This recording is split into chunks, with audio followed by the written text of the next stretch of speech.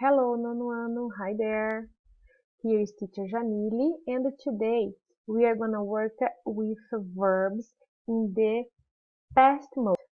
So, let's review the simple past and the past continuous, tá? Então, nós estamos trabalhando na unit number 8, né? A última unit do nosso book. Alguns verb tense review, né? E hoje a gente vai trabalhar os verbos, né, no tempo passado, o simple past e o past continuous, ok? Então, vamos relembrar quando que nós devemos usar o simple past e o past continuous, né? Vamos relembrar algumas regrinhas, algumas rules, né, que pertencem a esses tempos verbais. Vamos iniciar com esse exemplo aqui, que está lá no seu caderno de atividades, na page number 11, tá? No teens responded. Olha a terminação desse verbo aqui, né? Terminado em ed.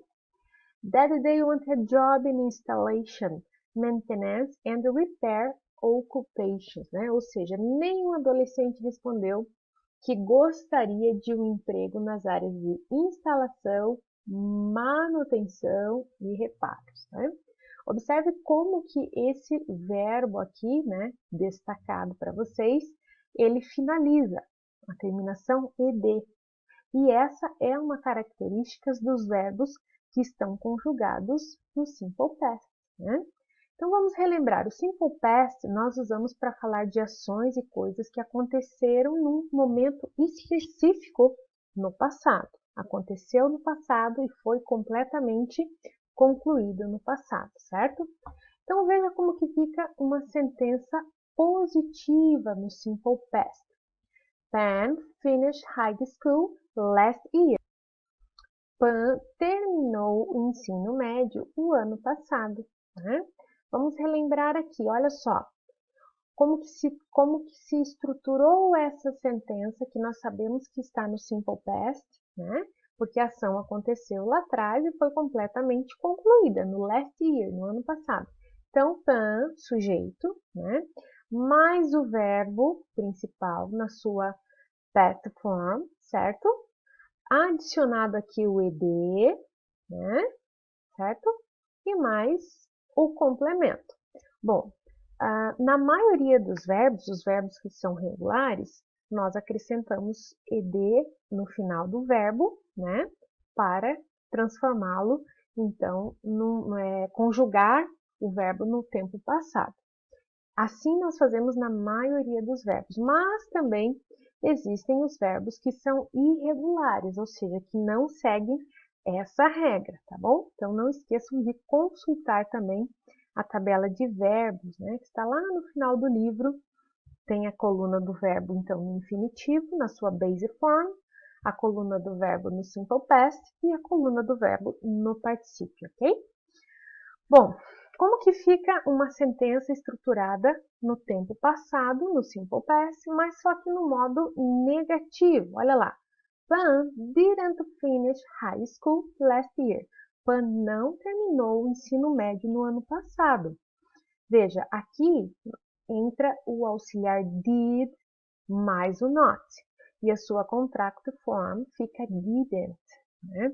Então, a estrutura sempre é o sujeito, o auxiliar da sentença negativa é o didn't, o verbo principal, mas veja, agora ele não tem mais a terminação ed, porque quem está conjugando ele para nós é o auxiliar, ok?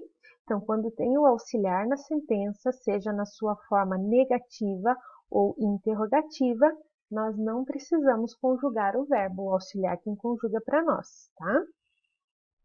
E aí, o complemento. No modo interrogativo, também aparece o auxiliar aqui, did, né? Ele é a primeira palavrinha da frase, da sentença. E aí a estrutura fica o sujeito, o verbo principal e o complemento. Lembrando mais uma vez, quando tem o auxiliar na sentença, did ou didn't, né? Para a sentença negativa, didn't. Para a pergunta, did. Nós não precisamos conjugar o verbo fica na sua forma básica, ok? Bom, vamos relembrar um pouquinho aqui do past continuous, né? Qual a diferença, então, de usar o simple past e o past continuous? Nós usamos para falar sobre eventos que tiveram um certo tempo no passado, né? Algo que aconteceu e teve aí ongoing, esteve em andamento no passado, tá? Então, vamos ver aqui um exemplo de frase positiva. The school was holding a festival last week.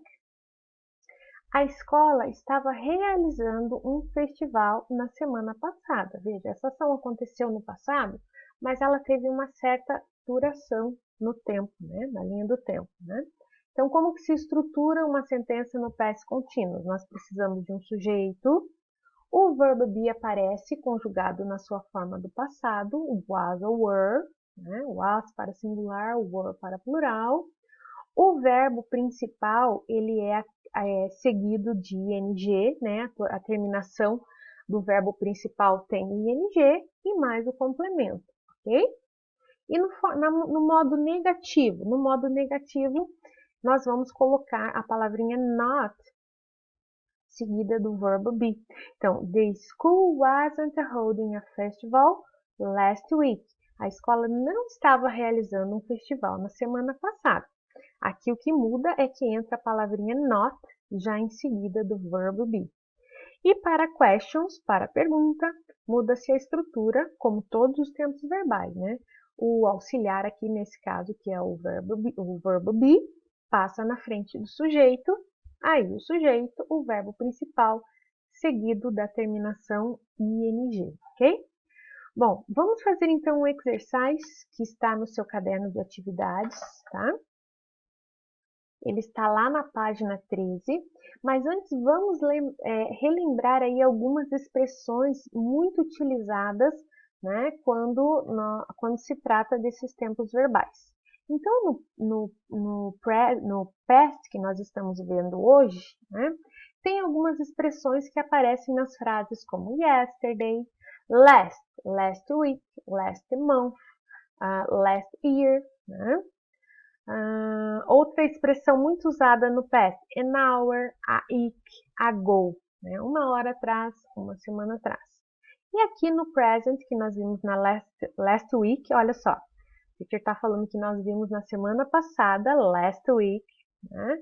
O tempo verbal present. Então, no tempo verbal present, aparecem as expressões today, now, nowadays, this week, né?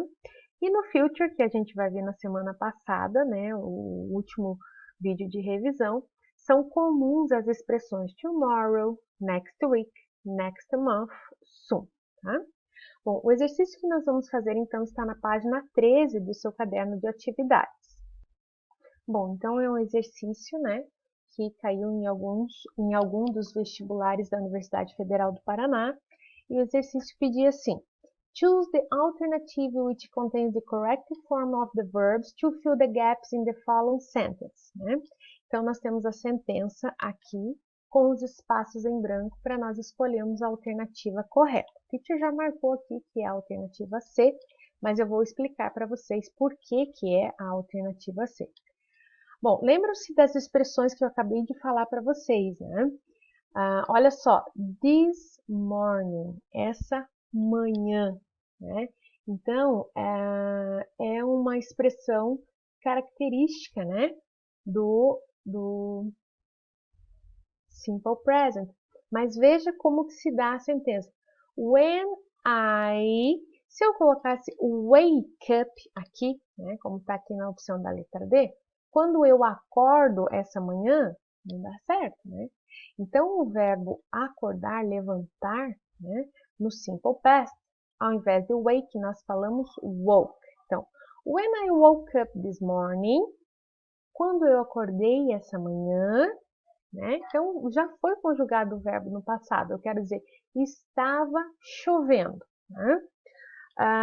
Veja, não pode ser a opção aqui is, né? Porque eu estou falando de passado. E o verbo be, no seu modo is, fala de presente.